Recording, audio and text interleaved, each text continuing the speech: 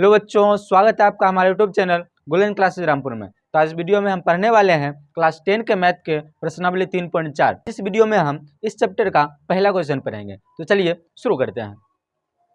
Question है, निम्न समीकरणों के युग्म को विलोपन विधि तथा प्रतिस्थापन विधि से हल कीजिए और कौन सी विधि अधिक उपयुक्त है ये बताइए। ठीक है, आपने इससे पिछले चैप्टर में प्रतिस्थापन विधि को तो अच्छी तरह से पढ़ चुका है। ठीक है, अब हम पढ़ेंगे इस चैप्टर में विलोपन विधि। आखिर ये विलोपन विधि क्या होता है, विलोपन विधि के बारे में अच्छी तरह से समझेंगे। ठीक है, तो हम यहाँ पर सिर्फ विलोपन विधि बनाएंगे और प्रतिस्थापन विधि तो आप लोग पहले ही बना चुके हैं। ठीक है, तो आप लोग प्रतिस्थापन विधि से खुद से बनाइएगा। यहाँ पर दो समीकरण दिया हुआ है, तो दोनों समीकरण को समीकरण 1 और समीकरण 2 मान लेंगे। पहला समीकरण है x + y = 5, इसे हम समीकरण 1 मानेंगे। और दूसरा समीकरण है 2x - 3y = 4, इसे हम समीकरण 2 मानेंगे। इस विधि में आपको याद रखना है कि सबसे पहले ये देखना है कि ये दोनों पदों में से कोई एक पद का मान एक समान है या नहीं। यदि मान एक समान नहीं है, समीकरण 2 का जो x का गुणांक है उससे समीकरण 1 को गुना करेंगे और समीकरण 1 में जो x का गुणांक है उससे समीकरण 2 को गुना करेंगे। अब जैसे समीकरण 2 में x का गुणांक 2 है तो हम इसे समीकरण 1 को 2 से गुना कर देंगे। ठीक है, और समीकरण 1 में x का गुणांक कुछ भी नहीं है, मतलब 1 है, तो 1 से गुना करने पर कोई परिवर्तन नहीं आएगा, तो इसको हम छोड़ देते हैं। ठीक है, यहाँ पर हम लिखेंगे समीकरण 1 को 2 से गुना करके समीकरण 2 से घटाने पर। अब यहाँ पर क्या लिखा है कि समीकरण 1 को 2 से गुना करके और समीकरण 2 से घटाने पर, मतलब क्या कि जो समीकरण 1 में हम 2 से गुना कर दिए हैं और फिर गुना करने के बाद 2 से इसे घटा दिए हैं। तो ये काम करना है। जब आप इसे समीकरण 1 को जब 2 से गुना करिएगा तो क्या आ जाएगा, यहाँ आ जाएगा 2x प्लस फिर से 2y बराबर 5 को 2 से गुना करेंगे तो 10। ठीक है, दूसरा इसमें तो जो समीकरण है वही आ जाएगा, तो 2x - 3y = 4। अब इसे माइनस करेंगे, तो माइनस करने का ये नियम है कि नीचे का जो समीकरण है दूसरा समीकरण, इसका चिन्ह बदल जाएगा। तो यहाँ पर इसका चिन्ह बदल देंगे, इसका माइनस, इसका प्लस, फिर इसका माइनस। ठीक है, तो यहाँ पर देखिए जब दोनों एक समान मिल रहा है तो इसे हम काट लेंगे। आपको यहाँ याद रखना है कि जो नया चिन्ह जो हम देंगे उसका वैल्यू रहेगा, पहले वाला चिन्ह का वैल्यू नहीं होगा। ठीक है, तो यहाँ पर देखिए कि इसका प्लस है और इसका भी प्लस है, दोनों चिन्ह एक समान है, तो यहाँ पर ये दोनों को जोड़ लेंगे। तो 3 और 2 को जोड़ेंगे तो कितना हो जाएगा, 5y बराबर। तब इसमें माइनस है और प्लस है तो क्या हो जाएगा, ये 10 में से 4 माइनस होगा तो आ जाएगा 6। तो y का मान क्या आ जाएगा, तो y का मान आएगा 6/5। ठीक है, तब ये y का मान हमारा आ गया है। अब इस y के मान को हम समीकरण 1 या 2 किसी में भी रख सकते हैं। यहाँ पर हम लिखेंगे कि y का मान 1 में रखने पर, अब y का मान हम समीकरण 1 में रखेंगे तो समीकरण 1 जो यहाँ पर है इसमें जहाँ y है तहाँ पर ये y का मान 5/6 को रखेंगे, तो ये आ जाएगा x प्लस जहाँ पर y है तहाँ पर ये मान रखेंगे 6/5 बराबर 5। ठीक है, अब इसे दूसरी साइड भेजेंगे तो क्या आ जाएगा, ये x बराबर 5 - 6/5। ठीक है, यहाँ पर आपको याद रखना है जब एक संख्या पूर्णांक हो और दूसरा भिन्न हो, इसका प्लस या माइनस करने के लिए क्या करना है कि इसके हर वाले को इससे गुना करना है। ठीक है, जब इसे गुना करेंगे तो आ जाएगा 25 और 25 में से 6 माइनस करेंगे तो आ जाएगा 19। तो इसका आंसर क्या हो जाएगा कि x बराबर, ये दोनों को गुना करेंगे तो 25 आ जाएगा और 25 में से 6 माइनस करेंगे तो आ जाएगा 19, यानी कि 19/5। ठीक है, ये हो गया हमारा x का मान।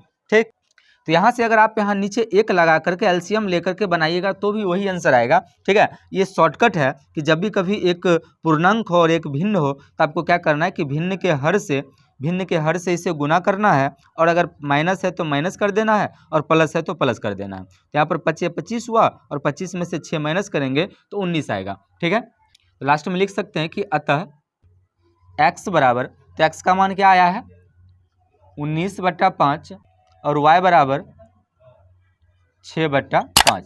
ये हो गया इसका आंसर। ठीक है, यहाँ जो हम बनाए हैं ये पूरा विलोपन विधि है। ठीक है, और विलोपन विधि का ही दूसरा नाम है लुप्तीकरण विधि। अब हमें कहता है कि इसे प्रतिस्थापन विधि से भी हल करिए।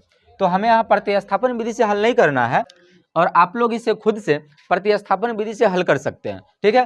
क्योंकि प्रतिस्थापन विधि को हम इससे पिछले चैप्टर में पढ़ चुके थे बहुत ही अच्छी तरीका से, इसलिए हम यहाँ पर प्रतिस्थापन विधि को नहीं बता रहे हैं, ठीक है। और यहाँ पर पूछा जा रहा है कि दोनों में से कौन ज्यादा उपयुक्त है ये बताइए। तो मेरे अनुसार यहाँ विलोपन विधि ज्यादा आसान है, ठीक। ऐसे प्रतिस्थापन विधि भी अच्छा है, लेकिन विलोपन विधि में शॉर्ट में आंसर आ जाता है, ठीक है। तो अब हम चलते हैं दूसरे क्वेश्चन की तरफ। दूसरा क्वेश्चन है कि 3x + 4y = 10 और 2x - 2y = 2। हम इस दोनों समीकरण को समीकरण 1 और समीकरण 2 मान लेंगे। तो लिखेंगे यहाँ पर पहला है 3x + 4y = 10, ठीक है। और दूसरा है 2x - 2y = 2। पहला आ गया हमारा समीकरण 1 और दूसरे को मानेंगे समीकरण 2। अब हमने अब क्या बताया था कि जब यदि दोनों का मान अगर नहीं मिलता हो तो आपको क्या करना है कि इसके संख्या जो है यहाँ पहले समीकरण में जो x का गुणांक है उसे दूसरे में गुना करना है और दूसरे समीकरण के x के गुणांक को पहले में गुना करना है, ठीक है। अब यहाँ पहले समीकरण के x का गुणांक 3 है, जिसे हम इसे दूसरे समीकरण में गुना करेंगे, ठीक है। और दूसरे समीकरण का x का गुणांक 2 है, जिसे हम पहले समीकरण में गुना करेंगे, ठीक। और आपको याद रखना कि यदि ये दोनों आपस में कैंसिल होने वाला होगा तो आप इसे कैंसिल कर सकते हैं, जो बचेगा उसी से गुना करिएगा, ठीक है। यहाँ पर हम लिखेंगे कि समीकरण 1 को 2 से और 2 को 3 से गुना करके घटाने पर, ये लाइन आपको लिखना ही होगा इस विधि में कि जो भी आप गुना करिएगा उसे लिखना होगा कि समीकरण 1 जो भी आप गुना करिएगा उसे गुना करके और आपको यहाँ घटाना है, इसे यहाँ लिखना ही होगा। हर एक क्वेश्चन में इतना लिखना ही होगा आपको, कौन से विलोपन विधि में।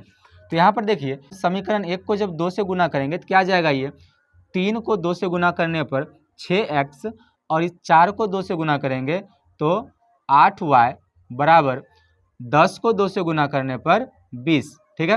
फिर इसको हमें 3 से गुना करना है, तो 3 को 2 से गुना करेंगे तो 6x होगा, माइनस फिर से 2 से गुना करेंगे तो 6y बराबर 6, ठीक है। अब इसे दूसरे समीकरण जो है उसे चिन्ह बदल देंगे, तो ये माइनस हो गया, प्लस हो गया, फिर ये माइनस हो गया, ठीक है। इसका दोनों का मान बराबर है, ठीक है। और ये प्लस में ये माइनस में तो ये कैंसिल हो जाएगा। और यहाँ पर देखिए कि जो आपको हम क्या बताए थे कि जो नया चिन्ह हम देंगे तो उसका वैल्यू रहेगा, पहले वाले चिन्ह का कोई वैल्यू नहीं। तो पहले है प्लस और इसमें भी प्लस, तो प्लस प्लस क्या होगा, ऐड हो जाएगा, दोनों में दोनों का जोड़ हो जाएगा। तो 8 और 6 कितना हो जाएगा, 14y बराबर। अब यहाँ देखिए कि जब 20 में से 6 माइनस करेंगे तो ये भी आ जाएगा 14, तो y का मान कितना आ जाएगा, 14/14 काटने पर 1, तो y का मान आ गया 1, ये आ गया हमारा y का मान। अब इस y का मान को समीकरण 1 में रखेंगे तो क्या लिखेंगे, y का मान 1 में रखने पर, अब y का मान जो हमारा 1 आया है उसे हम समीकरण 1 या 2 किसी में भी रख सकते हैं, लेकिन हमने समीकरण 1 में रखा है, ठीक है। अब समीकरण 1 में जहां भी y है कहां पर आपको इस y के मान को रखना है। यहाँ पर हम लिखेंगे 3x + 4y, तो 4 गुना y के जगह पर y का मान 1 रखेंगे, ठीक है, बराबर 10। अब इसे जब गुना करेंगे और उस साइड भेज देंगे तो क्या आ जाएगा, ये 3x बराबर 10 माइनस 4 को 1 से गुना करेंगे 4 और दूसरी साइड भेजेंगे तो -4 आ जाएगा, ठीक।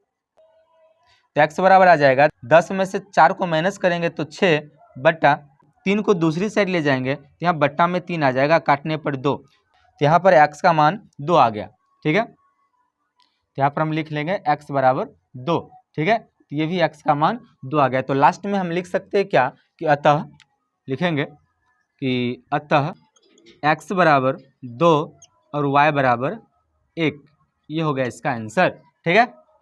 इस प्रकार क्वेश्चन नंबर 1 और क्वेश्चन नंबर 2 पूरा हुआ।